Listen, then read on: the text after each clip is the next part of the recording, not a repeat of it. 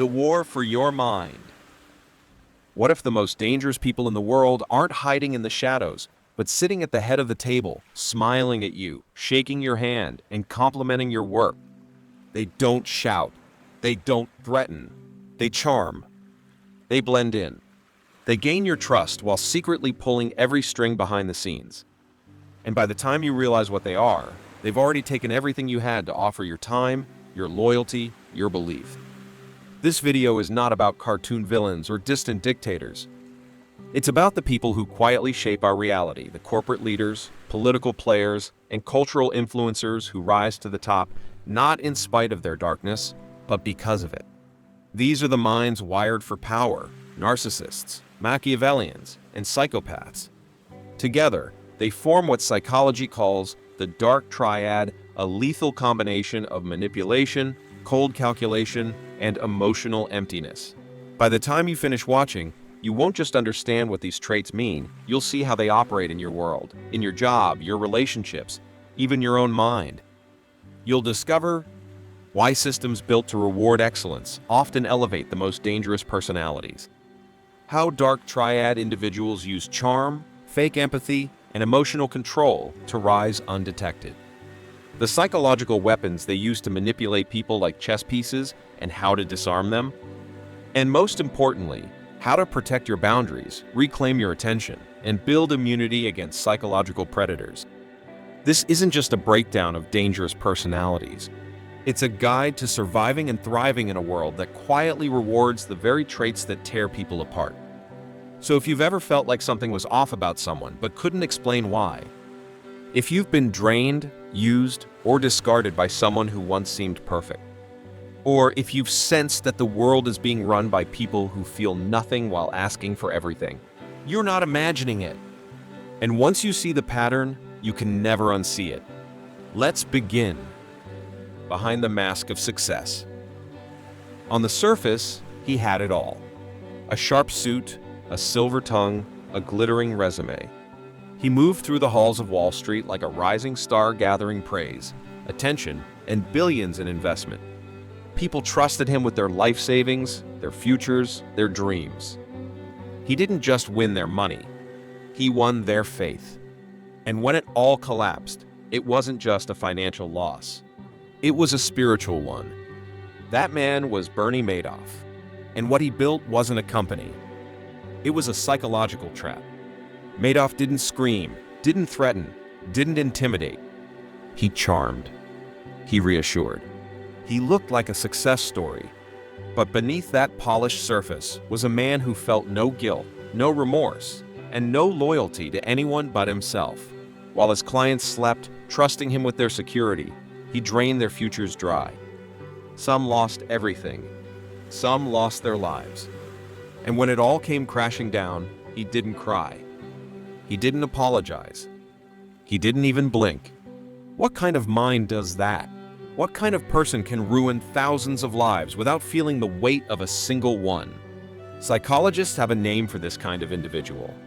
Not a criminal, not a monster, but something more calculated, more terrifying: a dark triad personality. A psychological profile made of 3 traits: narcissism, Machiavellianism, and psychopathy. Alone, each of these traits is troubling. Together, they form a blueprint for domination. But Madoff is not an outlier. He's a mirror. Because the truth is, people like him rise to the top all the time. CEOs, politicians, thought leaders, the people who shape economies, policies, trends. Many of them aren't driven by purpose or passion. They're driven by control. And most terrifying of all, the system doesn't filter them out. It rewards them. It promotes them. It gives them platforms, audiences, power. Because they understand something that most good-hearted people don't, success in our world isn't always earned. Sometimes it's taken. This raises an uncomfortable question. If charm can be faked, if morality can be staged, if empathy can be weaponized, how do we know who to trust? How do we recognize the danger hiding behind a smile? In the next part, we're going to dissect the Dark Triad itself piece by piece. not to fear it, but to understand the design behind it. Because once you know what these minds are made of, you can begin to see through their disguise. Are you ready to look deeper?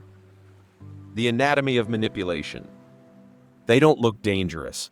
In fact, they often appear magnetic, charismatic, confident. The kind of people who light up a room, who speak with conviction, who seem to know exactly what they want and how to get it. But beneath that surface is not confidence. It's calculation. You're not dealing with someone who simply wants to succeed. You're dealing with someone who has weaponized human psychology to dominate, deceive, and control. This is the foundation of what psychologists call the Dark Triad, a term coined to describe the three most toxic personality traits when they converge in a single person: narcissism, Machiavellianism, and psychopathy. Each of these traits alone is troubling. But when they blend together, they form a profile that doesn't just survive in high-pressure environments. It thrives there. Let's break them down. Narcissism is more than vanity.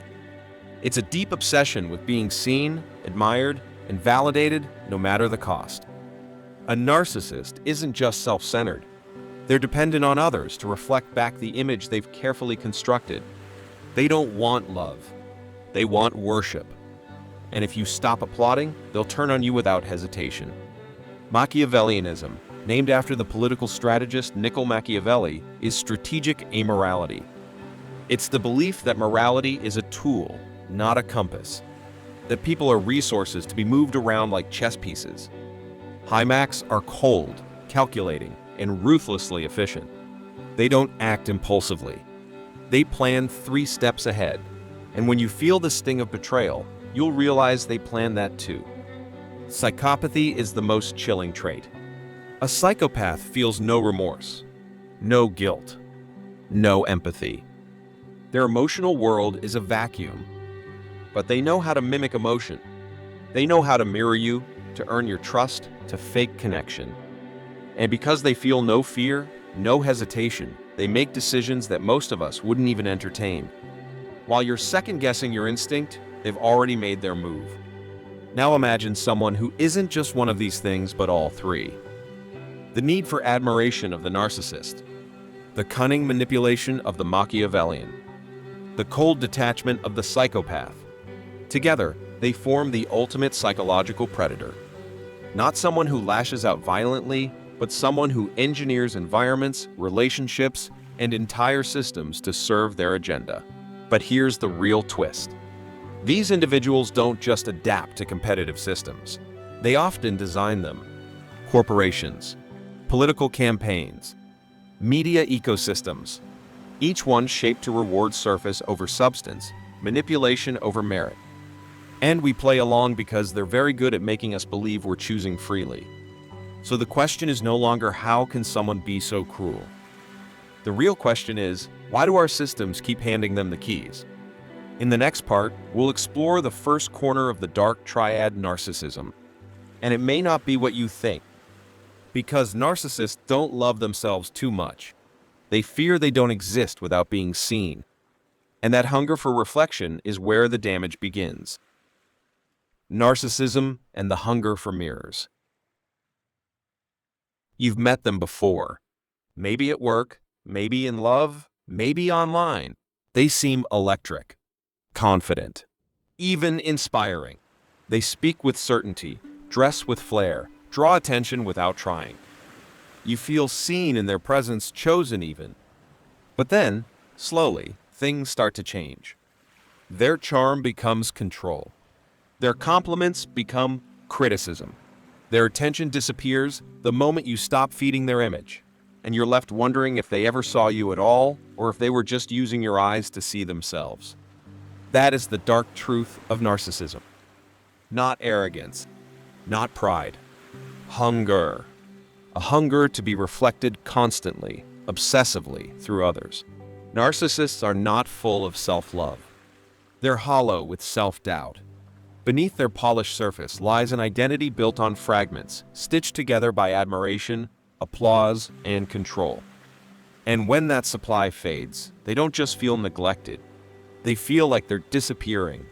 Carl Jung called this The tyranny of the persona, the false self we present to the world in order to survive.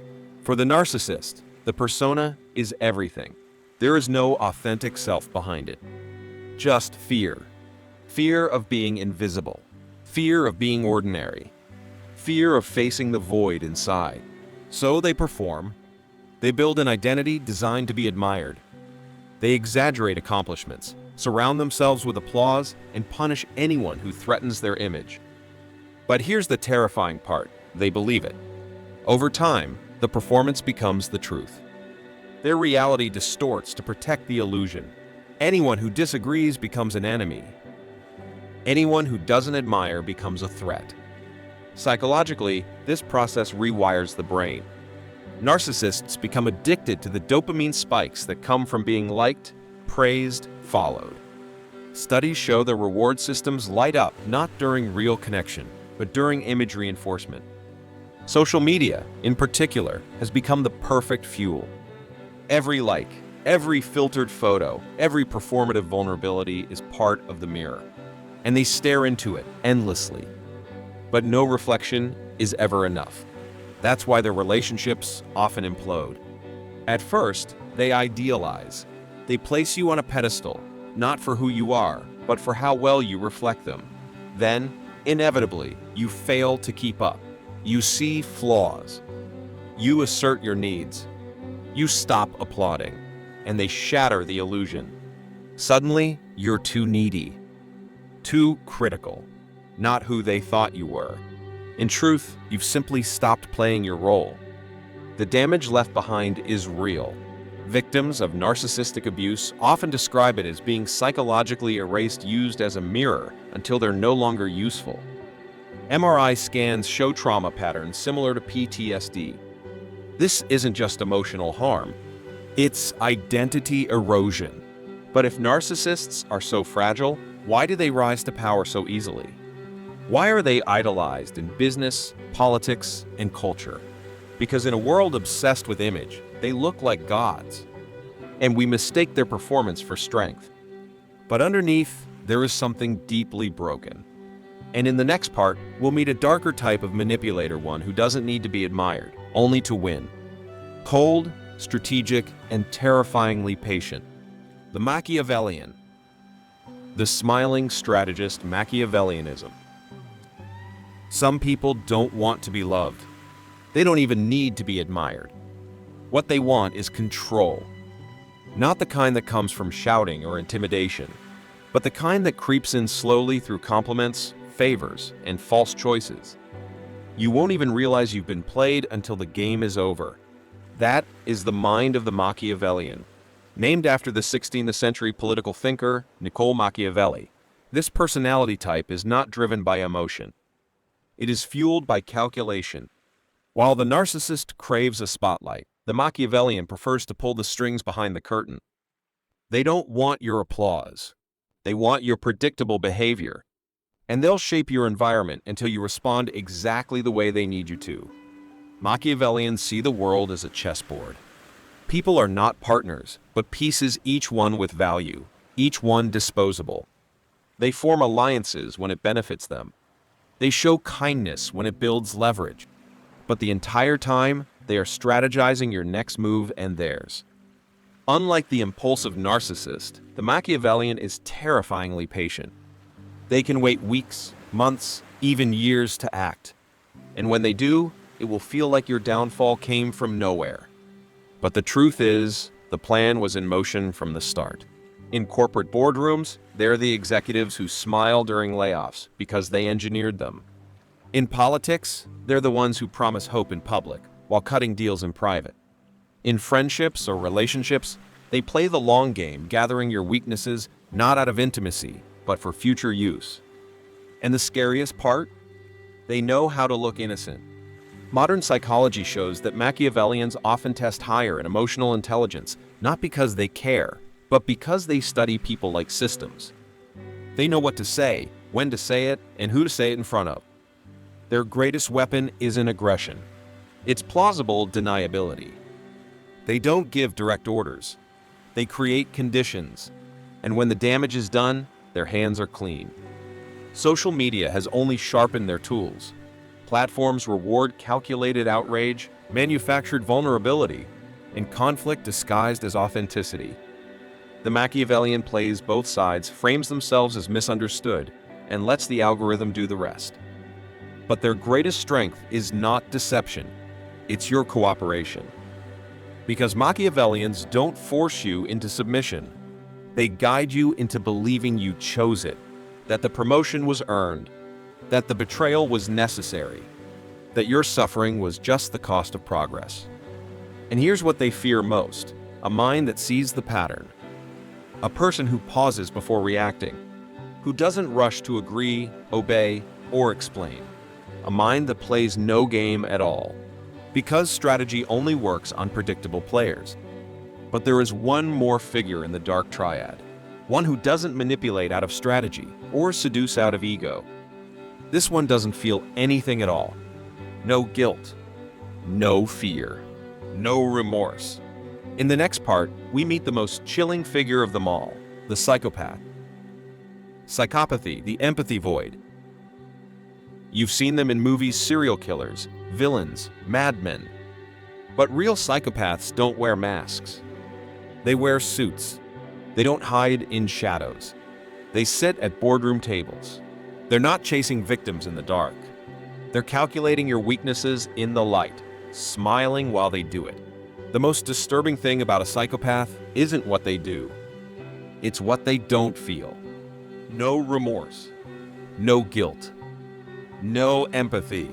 Not because they've shut it off, but because they never had it to begin with. Neurologically, their brains are different.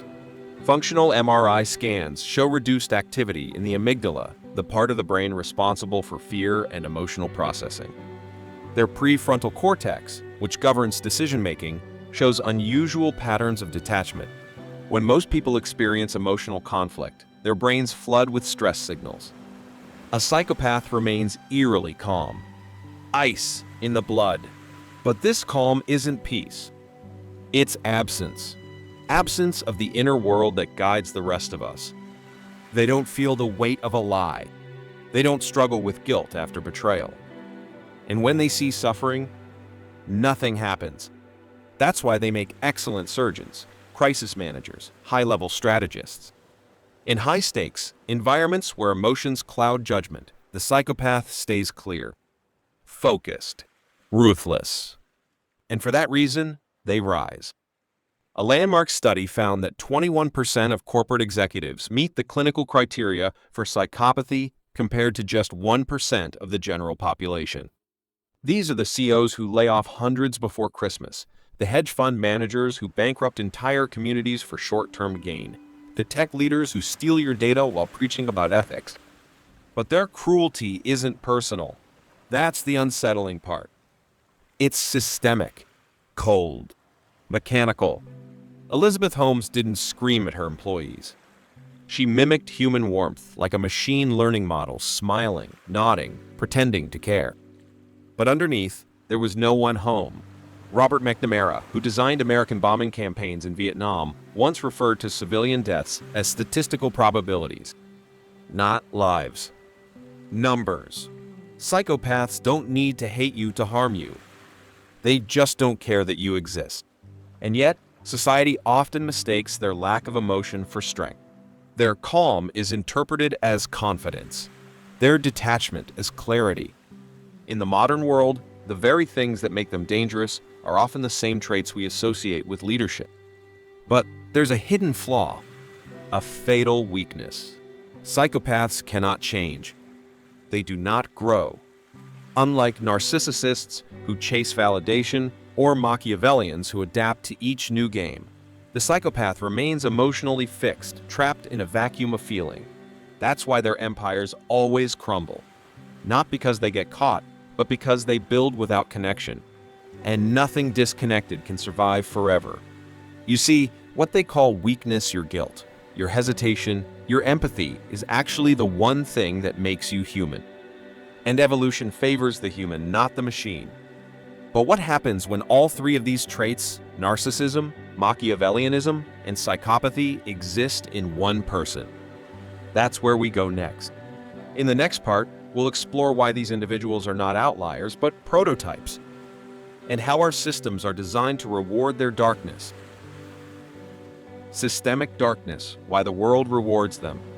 We like to believe that evil is rare, that dangerous people slip through the cracks, that if only we had better screening, stricter policies, more honest leaders, we could filter them out. But what if the truth is darker? What if our world doesn't just tolerate Dark Triad personalities, it actively promotes them? In the evolutionary landscape of modern society, charm beats character. Speed beats thoughtfulness. Performance beats sincerity. And that's not a glitch. It's the system doing exactly what it was built to do. Let's look at the workplace. A University of Amsterdam study found that individuals with Dark Triad traits get promoted up to 50% faster than their peers. Why? Because they play the game better. Narcissists excel at self-promotion. Machiavellians master office politics.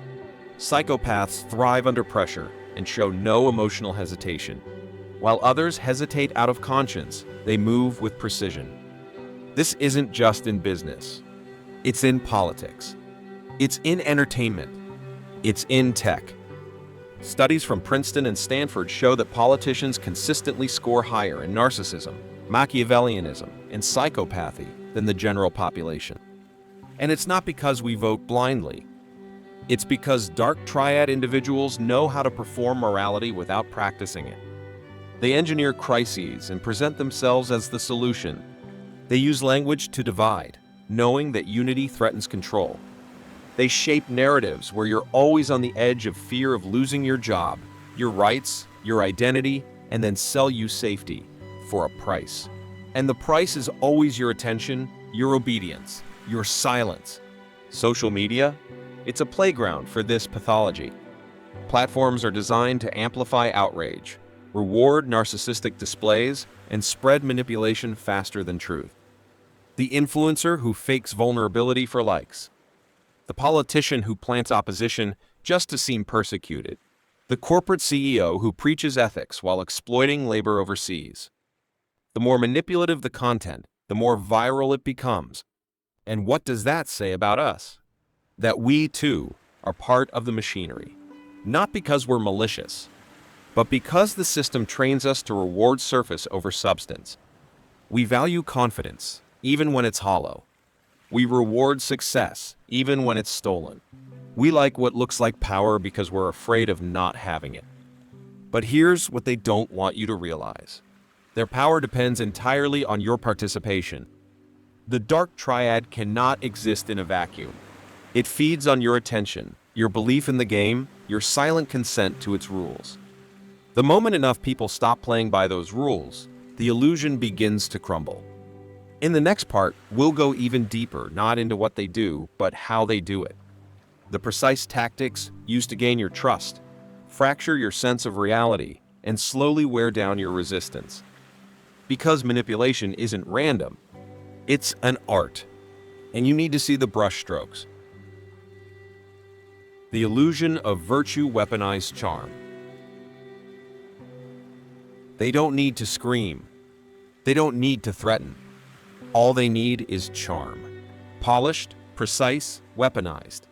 The most dangerous manipulators don't look dangerous at all. They look warm, confident, inspiring.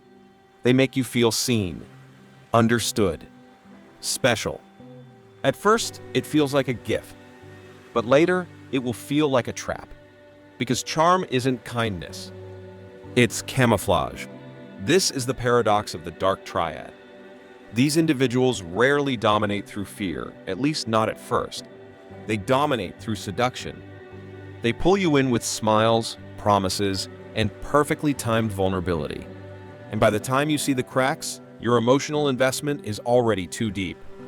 Psychologists call this process impression management, a psychological technique where one crafts an identity not to express the truth, but to achieve control. Narcissists use this to create idealized versions of themselves. Machiavellians use it to build alliances they plan to betray. Psychopaths use it to mimic humanity without ever feeling it. One of the most sinister tactics is love bombing, an overwhelming flood of attention, gifts, and praise that creates emotional dependency. It's not love. It's seduction engineered for control. Then comes gaslighting when your perceptions are denied, twisted, erased. You're told you're too sensitive, misremembering, overreacting. Your sense of self begins to fracture. Next comes intermittent reinforcement, a cycle of reward and punishment designed to addict your nervous system to their approval. A compliment after days of silence, a kind gesture after cruelty. You begin to crave the good moments so deeply you tolerate the abuse just to get back to them. It's the same mechanism used in gambling addiction. The jackpot never comes, but the hope keeps you playing. And what happens when you try to walk away? They don't beg. They don't apologize. They shift tactics, smear campaigns, silent treatments, playing the victim, anything to regain control. Because your escape threatens their illusion, and without that illusion, their identity collapses. This pattern isn't limited to personal relationships. It plays out in boardrooms, political campaigns, and online echo chambers. Leaders project virtue while making ruthless decisions behind closed doors. Influencers share curated authenticity while exploiting followers for profit. The game is always the same: appear good to do bad without consequences. But if they're so skilled, so convincing, how do we ever break free? It begins with awareness, with seeing the patterns beneath the performance, with asking, why do I feel so drained around this person? Why do I doubt myself more than I used to? Why do their words sound right but feel wrong? Because the illusion only works if you stay asleep. In the next part, we'll shift the focus from how they manipulate to how you protect, from decoding their games to building immunity. Because even in a world full of psychological predators, you can learn to become unhackable. Pattern recognition, building psychological armor. You don't need to fight harder. You need to see clearer. Most people believe they're immune to manipulation. We like to think that only the Navy fall for lies, only the weak get played. But science tells a different story. Harvard studies show that even trained professionals, therapists, negotiators, CEOs often miss the signs of psychological manipulation. Not because they're foolish, but because they're human. Dark Triad personalities don't bypass your intellect. They bypass your instincts. They override your internal alarm systems with charm, confusion, and contradiction. But here's the truth: your brain already knows when something feels wrong. You just haven't learned how to trust that signal. So how do you begin? Start with pattern recognition. Red flag 1, the charisma that feels too perfect. Narcissists often lead with flattery. But it's not about you. It's about access. They remember small details not because they care, but because it makes you feel special. The attention is strategic. If someone flatters you too soon, too specifically ask yourself why. Red flag 2, the bait and switch. Machiavellians test boundaries with small favors. They do something helpful, then ask for something back that's far more significant. You feel obligated. But that wasn't kindness, it was currency. Real connection doesn't come with strings. Red flag 3, casual cruelty. Psychopaths often reveal themselves in small, telling moments, offhand jokes about others' pain, fascination with power, cold reactions to tragedy. Don't rationalize it. Don't call it dark humor. Call it what it is: absence of empathy. Once you see the signs, how do you respond? Build what psychologists call emotional firewalls. When a narcissist seeks admiration, respond with curiosity, not praise. That's an interesting take, not "you're amazing." It offers no emotional reward and they move on. Use the Machiavellian mirror. When pressured into decisions, say, "I don't commit without sleeping on it." This frustrates their timeline and forces them to show their hand. And with psychopaths, boundaries are everything. Never rely on guilt or morality to stop them. Use consequences. Clearly, calmly. If you show up late again, we'll reschedule for next month. Respect is not earned with kindness. It's enforced through structure. Most importantly, cultivate self-awareness, regular integrity checks, weekly reflection, reality checks from trusted people, and selective vulnerability because not everyone deserves access to your inner world. The truth is, you don't need to become paranoid. You don't need to suspect everyone. You just need to pause long enough to ask, what game is being played here? And do I want to play it? Because the most powerful defense against manipulation isn't resistance, it's clarity. And clarity begins with reclaiming your right to say no. In the next part, we'll take this further. We'll talk about how to step out of the game entirely. Not just defending your mind, but transforming it. Because true freedom doesn't come from reacting better. It comes from no longer needing to react at all. Deprogramming the game. There comes a moment not of anger, not of rebellion, but of clarity. When you stop asking how to win and start asking, why am I still playing? Dark Triad individuals thrive on one thing above all: reaction. They don't just want control. They want attention, energy, agreement, opposition. It doesn't matter whether you love them or hate them. As long as you're engaged, they have power. But what happens when you no longer respond? You break the script. Psychological manipulation depends on predictable responses. Praise me, and I'll reward you. Challenge me, and I'll punish you.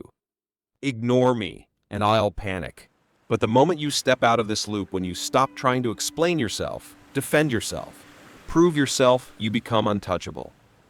Not because you're stronger, but because you're free.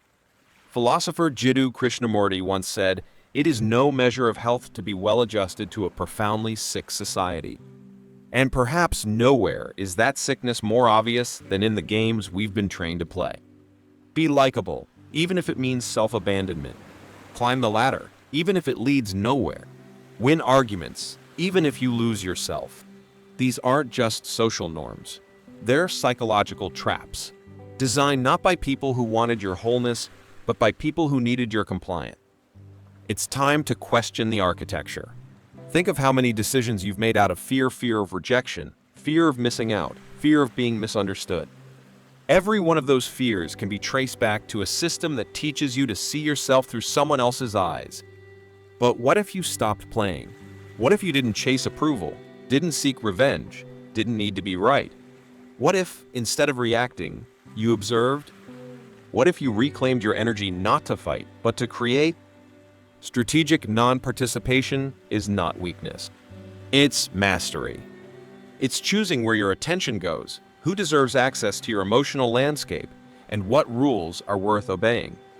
Because the truth is, many of the people who seem to win at life, climbing higher, speaking louder, collecting more, are actually trapped.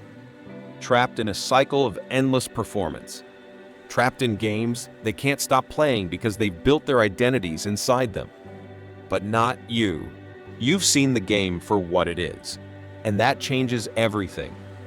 In the final part, we'll go to the deepest level of defense, not against them, but for yourself. Because becoming unhackable isn't just about resisting darkness. It's about discovering a center so whole, so rooted, that no illusion can reach it. The quiet rebellion become unhackable. In a world built on manipulation, the most radical act is to know yourself. Not the version of you that performs, not the one shaped by fear or approval or survival, but the one underneath. The one no narcissist can feed off, no Machiavellian can predict, no psychopath can reach. That version of you is the foundation of freedom. When we talk about being unhackable, we don't mean invincible. We don't mean armored, suspicious, or cold. We mean integrated, whole, awake. It's not about building walls. It's about building roots. So deep that no storm can move you. So quiet that no lie can stir you. So centered that no performance can seduce you away from yourself. Because here's the truth. The Dark Triad can only dominate where there is fragmentation. They exploit the parts of you that are disconnected from your boundaries, from your truth, from your sense of worth. But once you begin the process of integration, of radical self-awareness, their tools no longer work. Their patterns fall flat. Their power fades. Neuroscience confirms this. When your identity is cohesive, when your self-concept is not dependent on others' reactions, your brain no longer produces stress chemicals in response to manipulation. You don't feel the pull. The hook doesn't land. The game can't start. And in that moment, you don't need to win. You simply stop playing.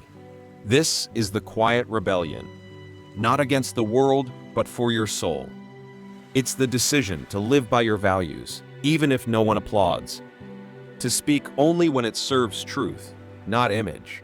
To build relationships grounded in reality, not performance. To define success as peace, not dominance. And the beauty is, you don't need to change the system.